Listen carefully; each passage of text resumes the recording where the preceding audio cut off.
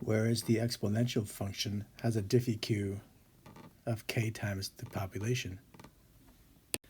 The logistic curve does the same thing, so its diffie-q is the same, except eventually it stops growing as fast as the exponential and slows down to zero growth. We accomplish that with a dampening factor. Instead of this constant of proportionality times the current population to get the rate of change at that point, we'll multiply it times this dampening factor. If it were just 1, it'd be 100% of the k factor times p. But we're going to make it get smaller and smaller and smaller as the rate of growth slows down by doing this.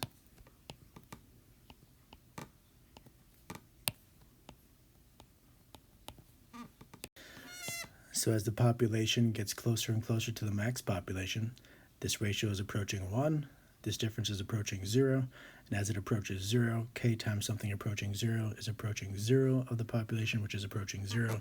The rate of change is approaching 0.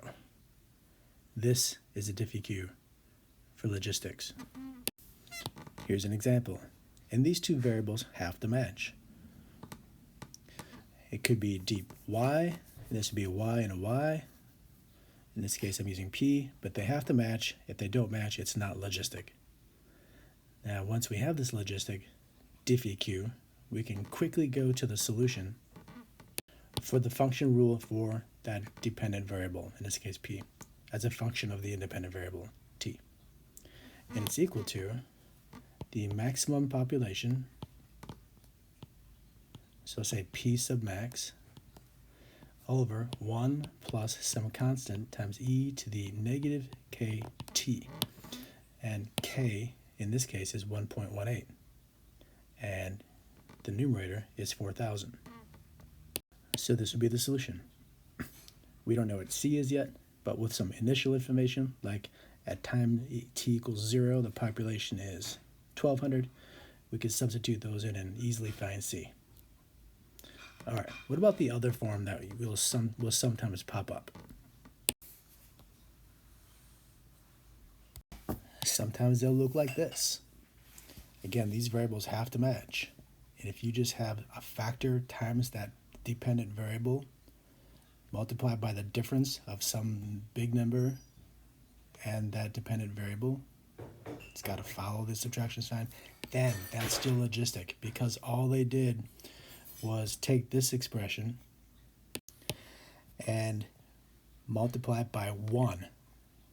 These green factors, if you multiply them, you get 1, so it doesn't change it at all. But when we distribute 4,000 times 1, we get 4,000.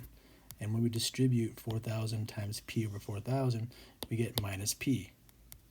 And when you multiply 1 over 4,000 times 1.18, you get 0.000295. So it's the exact same differential equation, but in a slightly different form. So be ready for that. If you see it in this form, then to go to the solution, you need to establish what k is, because we can't write the solution without knowing k. So if it's in this form, then to find k, you just have to multiply this by the maximum.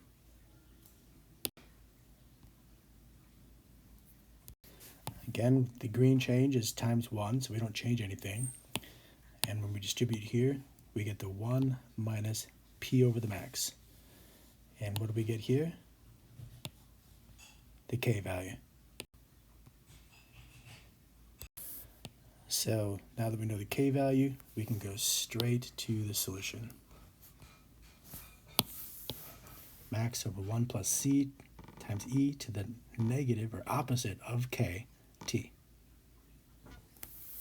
And this concludes, well, no, not quite.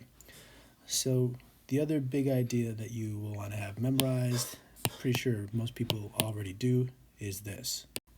When is the population growing the fastest? And it's growing the fastest when the population is half of its max. So in this case, when the population reaches 2,000, that's when it's growing the fastest, and then it will slow down after that. After all, like the exponential curve, it's speeding up its growth, speeding up its growth, speeding up its growth, and when you hit that inflection point, that's when the growth starts to slow down. And that happens exactly when the population is half of the max. If you haven't yet, do number 4 on the worksheet that was handed out in class on Monday.